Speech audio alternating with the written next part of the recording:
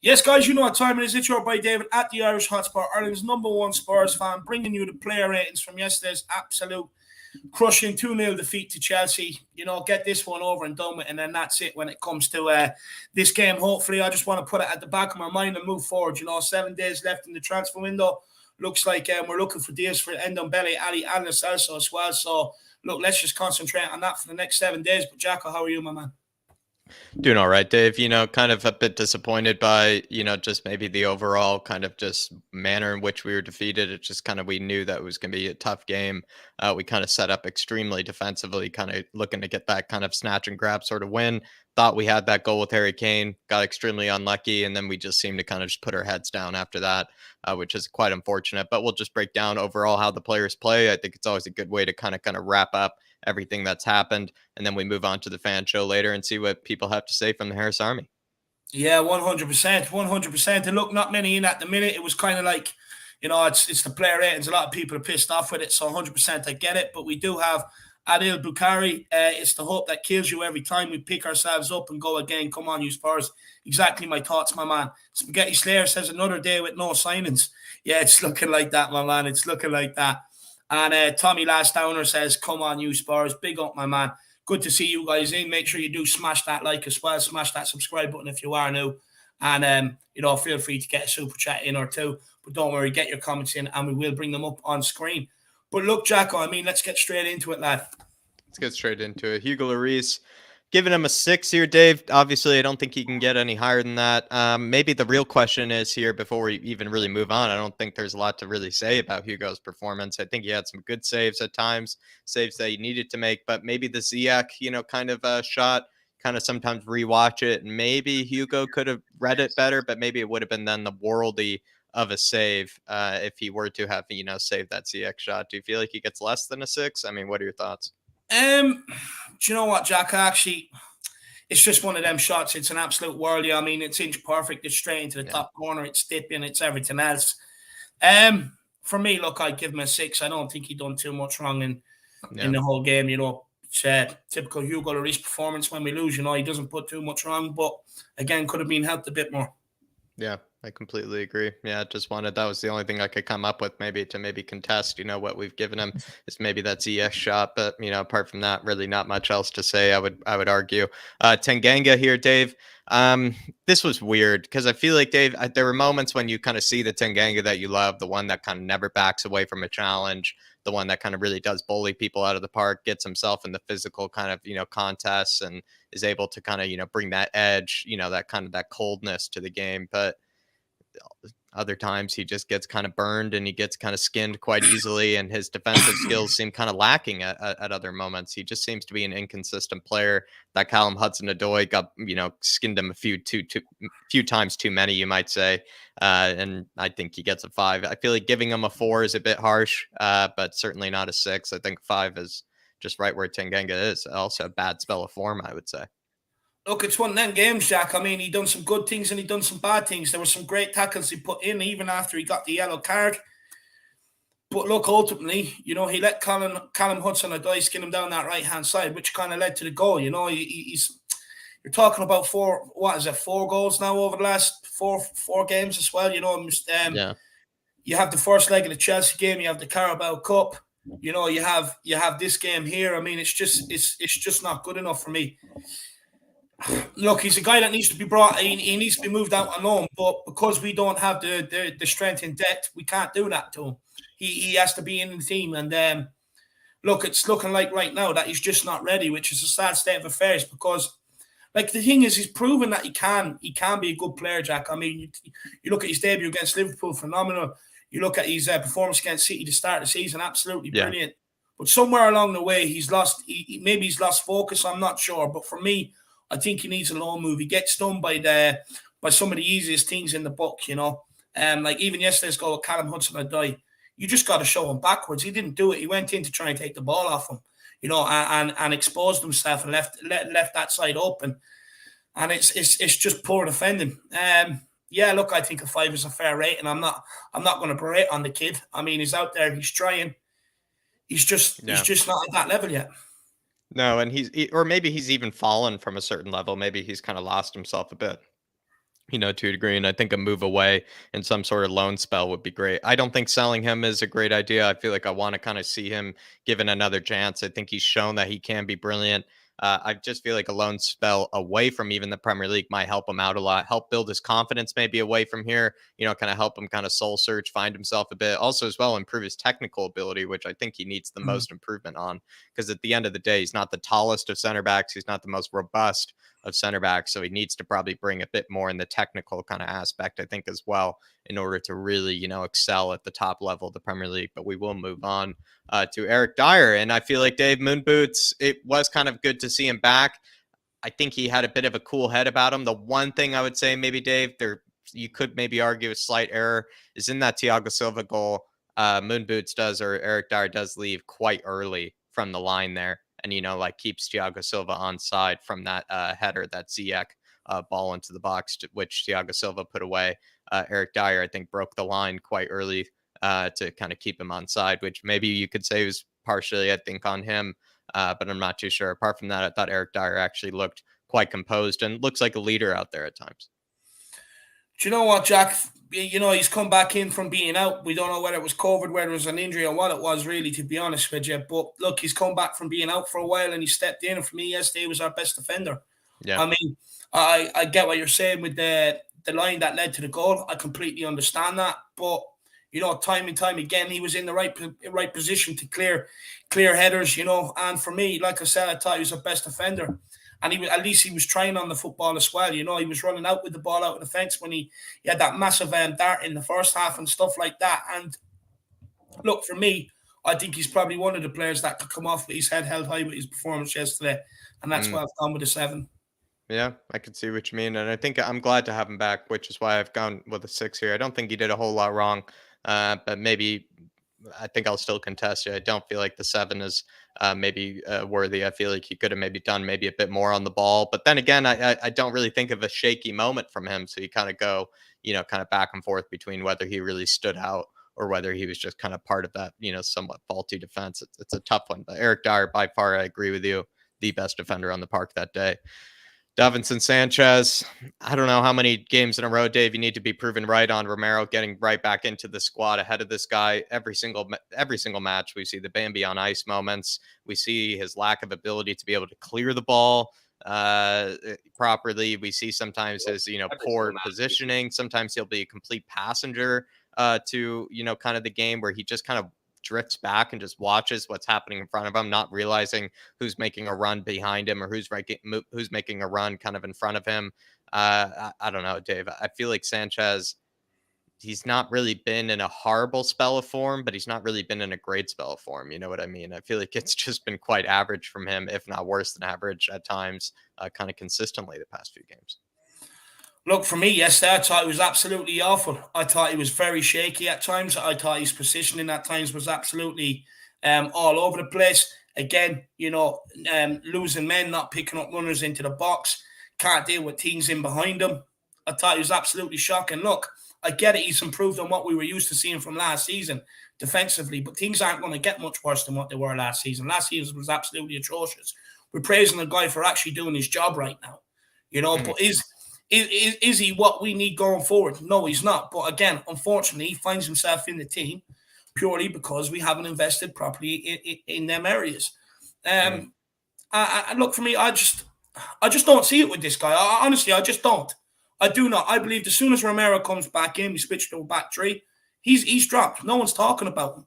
What I will say is Davies Sanchez's big plus is maybe from attacking set pieces. He's scored a few goals over the last couple of years from that. But defensively, he's a liability. He's absolutely all over the shop.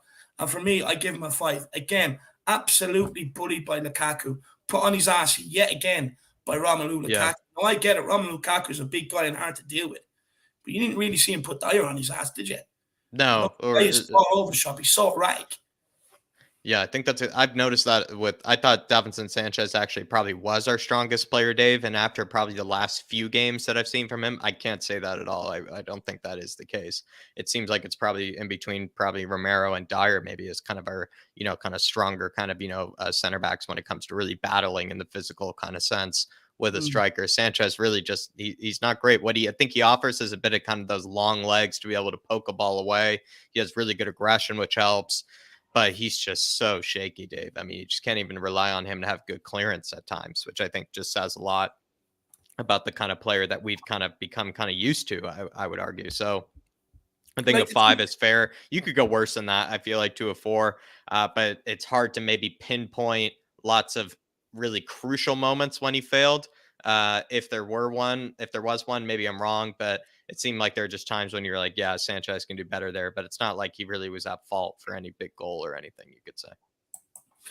no, but the thing is, what kills me with this, look, we all say he's playing well, but no one wants to talk about any of the mistakes that he makes right throughout every single game. Right. Yes, Exactly. sometimes they don't lead to errors and stuff like that, but they're leading to set pieces. They're leading to throw-ins. At one stage, he headed the ball straight out over the sideline into the stand, and there's 3 or 4 Spurs players around him just pushing it down. Just cushioning it down to them. Yeah. He doesn't. He puts his head right behind it and blues out to the stand. He's so shaky, he panics. And when you have a defender like that in your team, or defenders like that in your team, it's going to start feeding right throughout the team. Yeah. And it's just Breed the not good. nerves. It's not good enough. And for me, I think a 5 is warranted. I actually wanted to give him a 4 because I thought he was awful yesterday. Yeah, I think if you really look at the whole game, every individual moment, you probably give him a much worse rating.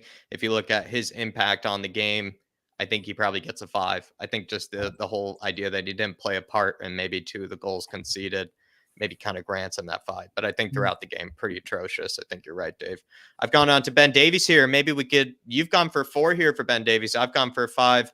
I think I understand maybe where you're about to go with the 4, maybe because I don't want to speculate for you, Dave, but he was playing in kind of that left back position, which, as you may know, I call kind of his social distance defending. That's when you see it at his best, where he just doesn't seem to like to come out to any sort of player. He doesn't like to actually take responsibility with marking anybody when he's playing as a left back. He kind of just fades away in the game and just doesn't really do anything of any sort, either defensively or going forward when Ben Davies plays left back. He seems to be really particularly niche and somewhat good at a left-sided center back. That's when he's at his best. And maybe that's why you've given him the 4, because it was another reminder that, he's just not good enough at left back.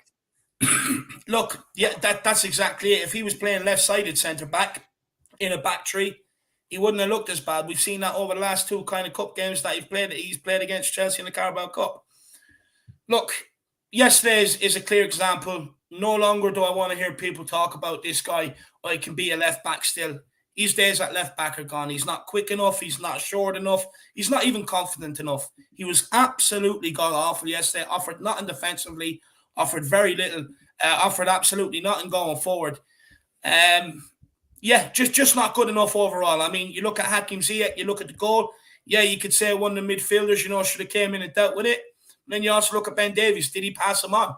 You can't just let a player drift across you like that without screaming at someone to let you, at one of your players, to let them know that he's coming across, I thought absolutely anonymous yesterday. But look, he's not a left back anymore. He's a left-sided centre back. We put him out there to do a job. He just didn't do it. I don't want to berate on him. I mean, I actually think he's been decent enough since he's come into a left-sided centre back. He's actually one of the players in this squad that has shown that he can actually adapt to a different system. Unlike other players that we make excuses for, that they can't adapt to systems, this, that, and the other. I mean, he's a walking example and proof that he can adapt to systems. Yeah. Yes, poor, but he's just not a left back anymore. I mean, especially to your point about adapting to systems. I mean, you wouldn't say Ben Davies is an especially gifted technical sort of player either. So it's not like, the fact that he's able to adapt to a system, like you said, Dave, and maybe other players who are far more technically gifted can't, I think says a whole lot actually about a lot of players in the squad, to be fair, because Ben Davies is not the first one that comes to mind in terms of a technically gifted player. But moving on to our kind of right mid, I guess, slash, kind of right wing back. I'm not sure. It was a 4-4-2 basically of sorts. It felt like with Conte. So he was basically playing in front of Tanganga, Doherty for this one. And Doherty back to his old self. Look, back to his old self, Jack. I mean, going for he was good going forward against Leicester. And look, this is probably the main problem with Doherty is the inconsistency. Yeah. And it's probably more, we've seen more bad than what we have good from the guy. But you go against Leicester, he was assured on the ball, making passes, following it up. But the key one that you take from yesterday that he done against Leicester that he didn't do yesterday was completing them passes. He's gone back to exactly what I criticise about this guy. Not being able to complete simple passes. How many passes did he give away yesterday? Crosses along the ground, just into Chelsea players rather than putting whip in it, bit of height on it. He was absolutely shocking yesterday. It's so frustrating. It is so frustrating. And look, I was probably guilty of it myself after Leicester game, but these players come in, they have one good game or they have a little period of a run of good games, and all of a sudden we're sitting there thinking, can we use them? Can we use them? Can we use them? Can we use them? Or they have this to offer, they have that to offer. How many times do we have to keep being slapped in the face? We've seen this with these players. They come in, they offer things in glimpses. But it's the consistency is what we really need at Tottenham Hotspur. And that's what they don't offer. For me, I thought it was absolutely shocking, especially on the ball. On the ball, he was a joke yesterday.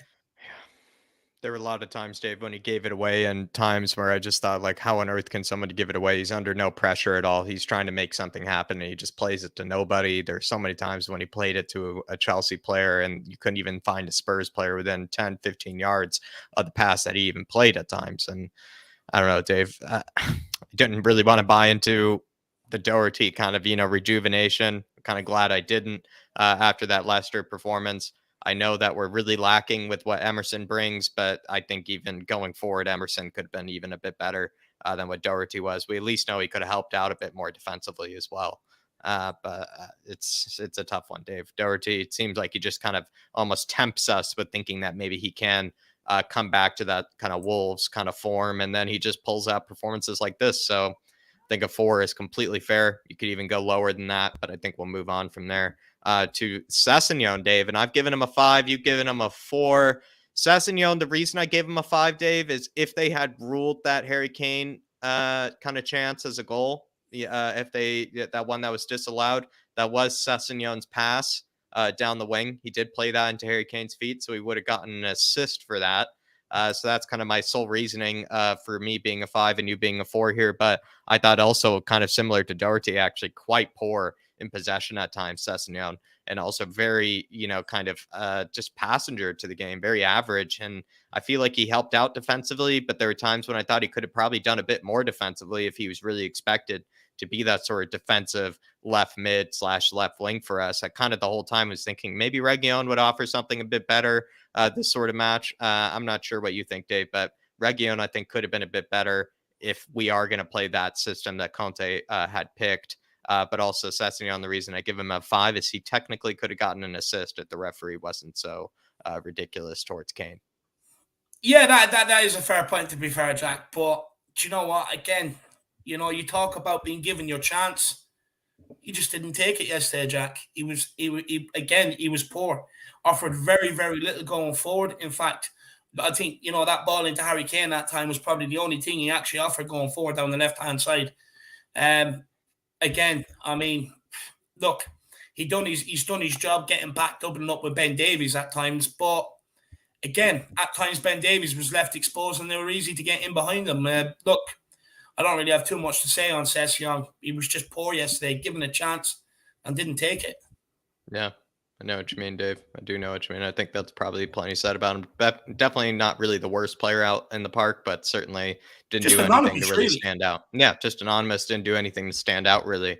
I think that's basically the importance. And speaking of that, maybe another person I thought was quite anonymous was Harry Winks in this one for me, Dave. And I feel like we constantly say when he's in that midfield too, I do understand that he's not going to play as well. I think there are a lot of people who make that excuse for Harry Winks is that he won't play well in a midfield too. But then that's kind of my issue sometimes with the guy is that we have to cater the whole team around this guy in order for him to play well.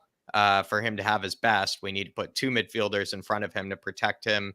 He needs time and space on the ball all the time. We need to be dominating games for him to be, having an impact. And I don't know, Dave. It's just this is another performance from Harry Winks where I'm starting to see the old Harry Winks again, and I'm seeing it probably the last 3 matches, I would say. You think about the Leicester performance, I actually thought he was quite average. And then before that as well, I actually thought he was quite average again, in the second leg of Chelsea and whatnot. So I don't know, Dave. I think for me, and even I think as well against in our FA Cup match as well against Morecambe, I actually thought he was quite average until that goal that he scored. And I don't know, Dave. I think we're going back to the old Harry Winks. He's not really making the passes that a creative defensive midfielder would, that holding midfielder that he's supposed to be, that kind of guy that can pick out a pass that nobody else can. I feel like there's so many times when I just don't see it. Maybe he does it every once in a while, but I just don't see it. He doesn't do it on a consistent basis for me to even consider him as our best passer of the football. I just sometimes there are games, Dave, where I don't know what Harry Winks offers, especially in midfield too.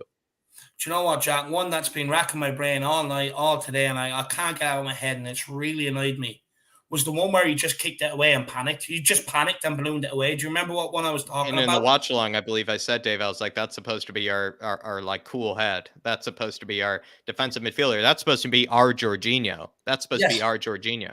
And with Jorginho in that situation, would he just clear the ball away like in total panic like Harry Winks did? No, he wouldn't. He would try to pick out a pass when maybe other players. And that's the whole reason, Dave. That's his whole role, is to be that calm, cool head in the midfield, to be able to find that moment where even though he's under pressure, even though the team has been under waves of pressure, he now has the ball. He can take a touch and maybe pick out a pass that maybe other players wouldn't, have, I don't know, the composure to do so. And yet he seemed like the least composed person in that moment. He felt like he was already in the trenches. Look, a lot of people berate Skip Højbjerg for, not being able to pass the ball. That's why they call for a Harry Winks to come in, amongst others. I mean, but if you're a player that's coming in, the one that's supposed to take control on the ball, the one that's supposed to link the defense to the attack, just panics and runs in and absolutely balloons it away, as in to say it's the next person's problem to deal with, not mine. I mean, it doesn't fill you very much with confidence. Again, he's another guy that throughout his Tottenham career, yes, he can have glimpses. Yes, he can have a couple of good games that we always pick out when it comes to this guy. But the consistency, again, is the massive part of the problem. Winks, I thought, look, I don't think he done too much yesterday, to be honest with you. I thought he was actually very disappointing. Same against Leicester. I mean, don't get me wrong, he's off the back of he's had a couple of good games this season, but we need to ask ourselves as fans, is that good enough? Would you see Højbjerg and Skip balloon the ball away in that situation? Or would you see them grab the bollocks and start running with it? They'd start running with the ball. Now, granted, they may lose it, but they're not just going to absolutely balloon it away like he done yesterday. That's something I would expect to see in Sunday League. In fact, you don't even see that in Sunday League anymore because most teams try to play the Pep party all the way, keep the ball on the ground, pass it out. You know what I mean? It's absolutely shocking. I just thought he was. Do you know what? I misread the situation. I seen a video of getting him off the bus, and I looked at him and I was like, do you know what? He actually looks different today. He looks hungry. He looks like he has that fire in his eyes. But he just completely let me down yesterday. I thought he was anonymous, and he didn't do the job what he was in the team to do. To be honest, you've seen a lot of the passing moves and the 1-2s that we were trying to do. I mean, I berated Doherty for not completing the passes, but at least he was trying. Harry Winks wasn't. Dave, but this is my thing though. Like, it's not like Harry Winks has really tried ever really for me before. It's not like we've seen the full effort from him before. I feel like we've always somehow weirdly rated him on his technical ability. If I'm wrong, Dave, a lot of people who rate Harry Winks think that he's, he offers something technically, thinks that he offers something that other players don't. And I hate to see it, Dave, but there are lots of games that I can point to where I just don't see it. I just don't see it. There's nothing, especially when you think about it, Dave, he's supposed to be this creative holding midfielder for us. And yet he can't play in a midfield too. So that makes him extremely limited. He can only play in this holding midfield role where he has lots of protection in front of him. And he's never the guy that ventures forward. It always has to be the other players that venture forward for him. So basically his whole role, his whole job, his whole ethos as a player is to basically ping passes left and right, control a game, dominate a game, be that kind of tempo setter, be that guy that can actually be able to pick out the passes that others can't. And all those things that I just mentioned, I can't really say Harry Winks ever does on a consistent basis. So I really, lots of times, Dave, I don't really know, and I've said this before, what a Harry Winks is. There are games when I see him play well, and then I'm thinking, okay, maybe he can play in this sort of system, but we just constantly have to talk about how limited this guy is. And when you put him in situations like this, I'm not saying it's on Conte by any means, but when you put Harry Winks in these sort of situations, I feel like his biggest flaws start to come out again, and we start to realize how limited of a player he really is. And the thing is, we can sit here and say, look, Chelsea had a lot of the ball, this, that, and the other, and it doesn't suit Winks' game. But it's irrelevant because he was put in there that when we do have the ball, to be able to get, keep us on the ball, play it left, play it right, quicken the tempo, slow down the tempo. That's what he's in there to do, is that when we are on the ball, to try and help us keep the ball and try and help us get forward. He didn't do it yesterday. And that's why he gets a 5, in my opinion. It's what he's in the team to do, and he didn't do it. Yeah, I'm with you, Dave. I think we'll talk about Harry Winks probably later on the fan show with people, but I think the reason I kind of, went into that Harry Winks kind of, little rant there is just because it's why it justifies my number 6 for Højbjerg here, because I feel like he offers, Dave, the same passing as Harry Winks, if not better at times. There are moments actually when I saw Højbjerg, in fact, under a bit of pressure and was able to pick out a pass on the floor without booting it away like Harry Winks would have, when you think about it. And so that's what I kind of still like about Højbjerg. He's a bit braver on the ball. He's also responsible for being that defensive midfielder in that sort of midfield too. He's then also responsible to go forward because Harry Winks can't be asked to go forward. And then he's also responsible to be that box-to-box kind of ball carrier. He's basically being asked to do 3 different kind of roles at once when playing in that midfield too, alongside Winks. And I don't know. I know Højbjerg didn't do anything that really caught the eye, but he didn't do anything, I feel like, for the majority of that match that really made me upset with him, that really made me think he's out of form. I just thought, I don't know, Dave, these are just games when Højbjerg kind of just tries his best, but sometimes just not good enough. So I feel like that's just a 6. Yeah, look, just quickly on Winks, just so it's not all negative, he did do one good thing, which was when he did run on the ball and he had a shot at the end. But I mean, why can't he do more of that then, But that's look, what I mean. He doesn't go forward. I said he gets a nosebleed probably when he got that far forward at that stage. But look, when it comes to Pierre, the reason why a lot of people criticize his passing on is because he actually tries to play forward. He actually tries things. But don't get me wrong. Look, yesterday some of his passing was disappointing. Some of them overhit, some of them underhit, this, that, and the other. But he was trying, Jack. He was also getting stuck in. For me, I mean, I think he was one of the better players out of a bad bunch, to be honest with you. Look, it's you know what you get with Højbjerg. You send him out there, you're going to get a guy that tries. He gives it his all. When he's on the ball, he'll try and be brave. He'll try and play forward. Doesn't always work out, but you know what you're going to get out of him. And for me, I think a 6 is a fair rating. I think anyone that's given him a 5, I think it'd be extremely harsh. If you give him a 5, then I think you give Winks a 4, and I think it just stays staggered like that for me. I think that's what it is. I just think games like this, you just see Højbjerg, and even if he isn't having his best game, when Winks isn't having a good game, and Højbjerg, basically their worst versions of their game, Højbjerg's worst game is a whole lot better than Winks's worst game, and I think we kind of saw a version of that last night, if you ask me. But someone that came on at one stage, I believe the 58th minute or whatever it was, Dave, quite early into the second half, was Ollie Skip. Kind of similar to Højbjerg, I feel like, Dave. Kind of the same sort of synopsis, where offers a lot sort of defensively, offers a lot of work rate, gets stuck into challenges, goes into the physical battles, tries to win it, but wasn't really given a lot of opportunities, I feel like, to shine, maybe like Højbjerg, but didn't really do a whole lot wrong, I feel like, kind of like Pierre. So he just also gets a 6 for me. Look, for me, again, look, he's a kid, Jack. He's coming in, he's trying, he gives everything, he gives it his all. Look, again, for me, I don't think he put too much wrong. He tried. Look, our midfield was pretty piss poor as a trio yesterday. I mean, they were just outnumbered, overrun at times and stuff like that. But look, he tried. That's all I can say. I mean, he didn't do anything fantastic either, but he was trying, Jack. I just want to take this comment from Kane, the long shot, still with maybe, I think, Conte's tactics yesterday. And I fully get what you're saying, Kane, the long shot. But don't forget, Doherty has played at right wing back under managers before at Tottenham Hotspur. Hasn't worked out. Jose put him in a couple of right wing back situations. He was poor. Davies, look, but we can say he's not a left back.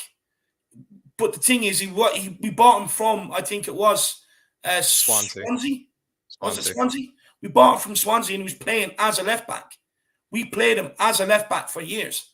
You know, he's just not a left back. He's moved into a new position under Conte and he's played well. Yesterday he was poor, but like the thing is, he is actually a left back by trade. That's what he started out as. You go into Sanchez. I mean, left-sided centre back, but he's also playing on the right side. He was poor. You can't be using them playing out of positions as an excuse. It wasn't an excuse for any of these players to be able to come through these systems, to be able to make the professional grade. So why is it being used as an excuse for them now? They've all played different systems throughout their whole career. But at Tottenham Hotspur, we're starting to see this where we're using this as an excuse. It should not be an excuse. Harry Kane has played in different systems, different formations, different ways of playing under managers. Whether he's up front with a 2 or up front with a 1, he performs. Sonny, no matter where he plays, he performs. He's been played out wide. Under Conte's system, he's been played to come inside and play inside with Kane. He still performs. Hugo Lloris, no matter what the defence is in front of him, still performs. Højbjerg, no matter what midfielders have played with him, still puts in performances. You know, you can't be using that as an excuse for some of these players. You have to call a spade a spade. I could also say, under Pochettino, all these players, backup players. Under Jose Mourinho, a lot of them, backup players who would play, he'd take them out because they play crap and put the next one in and would constantly be at that. Under Nuno, a lot of the times, crap. Now, we also seen this under Nuno at the start of the season where some of these players initially came in, they played well. The likes of a Davies and Sanchez, the likes of a Dier. But their mistakes were coming in. Now, it's no surprise under Conte that they've initially started to play well, but the mistakes have been creeping in of late. The problem is what I keep pointing out. It's the consistency. It's not the system. It's nothing like that. Like I've explained before, they've had to play different systems right throughout the age group, right throughout the professional ranks, even to get to Tottenham Hotspur. Never ever a problem or an excuse for them before then. So why are we making it one now? The problem is they're not consistent, which has been the massive problem all the time. If we want to get back to where we were under Pochettino, which is challenging and winning trophies, then we already know that some of these players are not good enough. And how do I already know that? Because they were never, ever in his first starting 11 when everybody was fully fit. Kane, the long shot, though, I see where you're coming from, where they just don't excel and they don't play well in those sort of positions. But I think it just then speaks to maybe just the headache that, you know, Antonio Conte has to deal with, where he has to make so many concessions for it. But I see where you're coming from, Kane, the long shot. We all know that these sort of players, I see where you're coming from. We all know where these sort of players, they don't play well in these positions.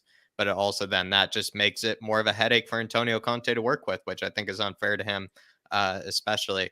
But we did give we did give Ollie Skip that win, that's 6. And we do have a super chat in here from Paul Markey saying Tanganga was worse in the squad, cost too many goals, sell. I think he's cost us probably a lot of goals over the last 4 or 5 matches, Dave, actually, to be fair. Do you feel like you sell him for Paul Markey super chat? Do you feel like you sell him, or maybe I'd offer something different? Do you feel like you'd rather loan him? Look, I mean, we talk about loaning Dele Alli, we talk about loaning out a Winks or a Lascelles or an Ndombele or players like that so they can rediscover their form, which I don't agree with because they've had many, many chances. But with Tanganga, he's 22 years old. For me, right now, what I would do is I'd loan him out for 1 year. I'd loan him out all next season.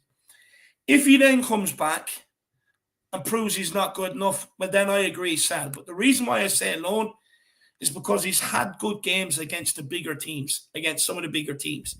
He's proven he's pocketed Sterling and Grealish. He's proven he can pocket some of the best in the Premier League.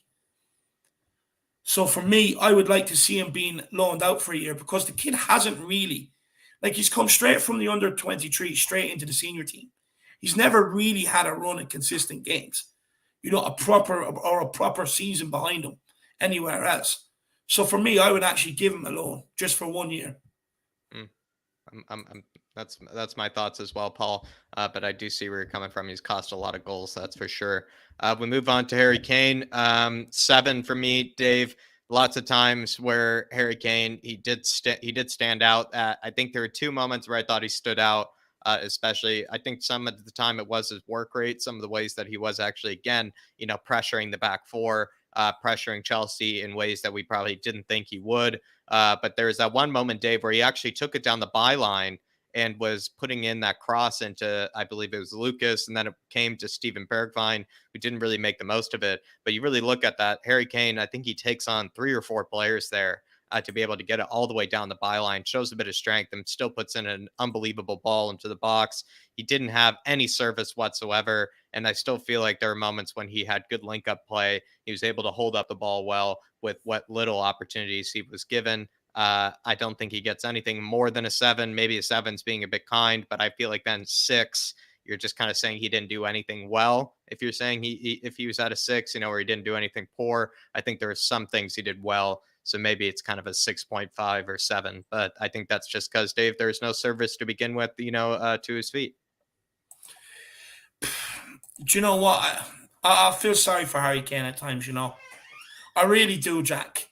He's the only one in that team yesterday that could actually get on the ball, complete his passes. He got absolutely robbed by the referee and VAR for the goal. The referee for the award of the free kick out, and VAR for not stepping in. I mean, all you have to do is ask yourself, if Harry Kane went down like that, would they have given the penalty? No, they would have came back and said there's not enough in that to give the penalty. So then why give Thiago Silva a free kick? Absolutely robbed. But we've seen it in the second half against Chelsea last time. He was making runs. People couldn't find him. What did he do, Jack? He dropped deep. He started getting on the ball and playing players in himself. But we couldn't finish. They could not finish. He's a world-class player surrounded by a bunch of, I would say, a lot of average players. He must be so frustrated right now. He's doing the very best he can. He helps. I mean, he tried yesterday. He absolutely tried. I just feel sorry for him because whether he's holding up the ball and playing others in, or whether he's the one making the run, he just gets a complete lack of service, like he was at the start of the season when many people said he was playing poor. Yeah, and he should have had a goal at the end of the day, and he would have taken us up 1-0, and it would have been maybe a whole different game after that. So I think absolutely a 7, and I think it's very fair to him. For Steven Bergwijn here, Dave, I'd given him a 6. I think what's interesting is that I would give him a 7 if we saw better shots on goal from him, because there were 2 opportunities I think he had where you kind of, I don't like to say this, but the Steven Bergwijn of old, where you're just kind of like, that's quite a lame, sort of attempt, or quite a lame shot at the keeper. When to a degree you kind of look at it, back, and you're like, not a bad opportunity, kind of a half chance, kind of opportunities. And he didn't really make the most of it. Like I said, that point when Harry Kane crossed it into Lucas, it gets deflected, and then Skip, I believe, then nods it into Bergwijn's feet. Bergwijn kind of goes for that kind of half swing volley at the ball and just kind of doesn't make solid contact with it. And you kind of look at that and you're like, it's kind of a half chance there to actually get a goal and kind of that sort of opportunity. I don't think he loses anything from me, but I think that's a difference between him getting a 7 versus Harry Kane getting a 7, is that I feel like there were some moments when Bergwijn did really well. He did really well picking up the ball, driving at the midfield, driving at the defense. I thought he picked up good pockets of space, but I think when it comes to the finishing, there was actually 2 moments in particular for me where I'm kind of like, yeah, sometimes this guy doesn't have the best finish on him. So I think he could have had a 7, but for me, I think it's just a 6. Do you know what, Jack? I actually thought he had a decent enough game, to be fair. I think he did. And I think that's the difference between a 7 and a 6. I think he's so close to a 7 for me for this one. No, 100%. Look, at the end of the day, he was dealing with a lot of long balls. At times, he held off the centre-back very well to be able to battle with them, take them down. He picked up the ball. He was driving at players. He was holding up the ball. But, look, I agree with you. Look, maybe he should have done better with the couple of shots he had. But, look, it was a difficult game overall, to be honest with you. It was a difficult game overall. Look, I think he justified his selection, to be honest with you, because when Lucas Moura came on, he was absolutely atrocious. The amount of passes that guy gave away when he came on. I think he justified his selection. Look, at times he can be let down in front of goal, but we can't ignore the good play he done. He was one of the players that tried to help us get up the field, driving at the Chelsea opposition, and one of the better players in the final third, along with Harry Kane. Look, I suppose if you probably would have had better shots and they tested the goalkeeper properly, we probably would be sitting here talking about a 7. So yeah, look, I think a 6 is a fair. Would I start him again in the next game? Well, unless Lucas Moura picks it up, yes, I would. And I never thought I'd be saying that. I think he starts in the next one for me, and that's why I think we'll talk about this, Dave. I thought Lucas Moura was quite poor yet again. He didn't have a good game against Chelsea. Didn't have a good game against Leicester. He's not really doing that sort of that chaos that he's used to kind of creating. He's not doing that for me anymore. Just there are a lot of moments, Dave, for me with Lucas Moura where just not really seeing him do what he normally has been doing this season, and that creating chances, kind of creating a bit of havoc, taking on players, doing nice one-touch passing. Just didn't see it. And I think you've given him a 4. I think that's justified. I've given him a 5 because it's not like he really hurt the team, I feel like, too much, but he didn't help it, I would say, by far. Do you know what, Jack? I don't want to go mad on the guy because, to be fair, he's probably been one of our most consistent performers this season. Yeah. The last 2 games he's been poor, but look, he's allowed to have a poor period. I mean, even Harry Kane has had one, Son has gone through one. I mean, he should be allowed to have a poor period. But yesterday, his role was to come on and change the game in the attacking third, give us something in the attacking third. But unfortunately, every ball he touched, it was given away, Jack. It was absolutely given away. And on that, I'd give him a 4. But I think he'll know that himself, to be honest with you. I mean, he doesn't need someone like me to tell him. He knows that himself. It could be a case that he's tired and he just needs a break. But, I mean, that's not an excuse not to be able to control a ball, pass it to a player in the same coloured shirt. He was absolutely god-awful. There was at one stage, there was like 2 or 3 times in a row he gave away the ball. It's absolutely shocking. Yeah. It's not good enough. But like I said, I'm not berating on him because I suppose he's allowed a bad patch this season. He's been one of our most consistent. Yeah, I think he is allowed a bad patch, like you said. Well, that's it. That's it when it comes to the player ratings, everybody. Hope you did enjoy them. Hope you did kind of enjoy our selections or our ratings. I feel like, sometimes, a lot of times I'll put in the player rating. It's not even always how I fully feel about it, kind of sentimentally. Sometimes I want to go a bit harder. Sometimes I want to give them a bit more, but I do kind of want to just look at their overall contribution to the game. Did they help us in, maybe getting something out of it, or did they kind of contribute to the defeat? And that's kind of how I go about it. I think David goes quite similarly as well.